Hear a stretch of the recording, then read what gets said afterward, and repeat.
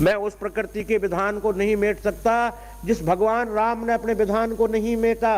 सीता का हरण करना ही हुआ और सीता का त्याग राम ने किया। जो समाज कहता है कि सीता राम जैसा हत्यारा कोई नहीं था, उसने अपनी पत्नी का त्याग किया है, पर वो मानव थे, समाज के लिए राजा थे। राजा का धर्म है कि समाज की रक्षा करे, समाज के कहने के अनुसार स्वीकार करे।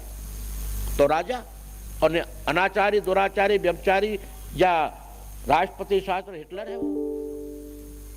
भगवान राम हिटलर नहीं थे।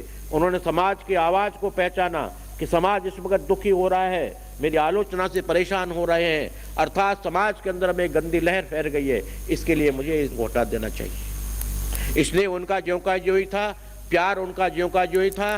किसी प्रकार का लड़ाई झगड़ा हो जाए और आप लोग अपनी घरवाली को, अपनी पत्नी को 8 दिन के लिए पियर भेज दें, तो क्या आपने पाप कर दिया है?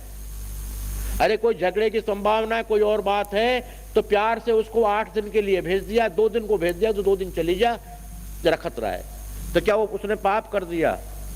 तुम अपनी उम्र से मूल्यांकन करते हो। भगवान अनादिश्वर लक्ष्मी नारायण तो अनादि काल से हैं। उन्होंने सीता के लिए एक घड़ी के लिए छोड़ा, हिसाब से तो आप विचार कीजिए, जब ब्रह्मा की उम्र 4 अरब 68 करोड़ वर्ष का एक दिन होता है, ब्रह्मा का जब हमारे 4 अरब 68 करोड़ वर्ष जाते हैं जब ब्रह्मा का, और ब्रह्मा उनकी एक क्षण मात्र में कितनी पैदा हो जाते हैं। क्या सीता को आपने वैसे ही मान लिया, छोड़ दिया? वो केवल अगर देखा जाए गणित की दृष्टि से एक क्षण मात्र के लिए दूर की थी, उसके बाद थोड़े दिन के बाद तो लक्ष्मी नारायण वहां मिल ही गए। त्यागना तो उसे कहते हैं, दोबारा उसका नाम ही नहीं आता।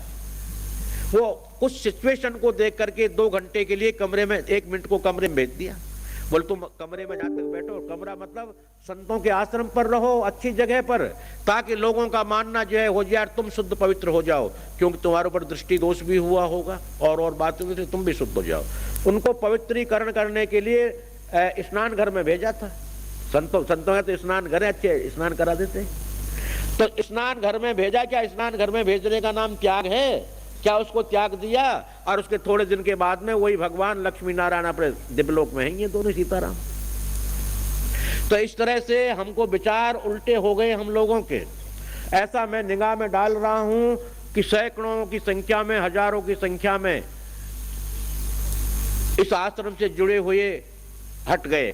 उसका दुख हमें लेश मात्र नहीं है, तो सभा में बोल रहे हैं। क्यों? कि जिसको जितना लेना है, जिसको जितना देना है, वहीं उसकी मंजिल पे उतर जाएगा, आगे बढ़ ही नहीं पाएगा। क्यों बढ़ेगा आगे?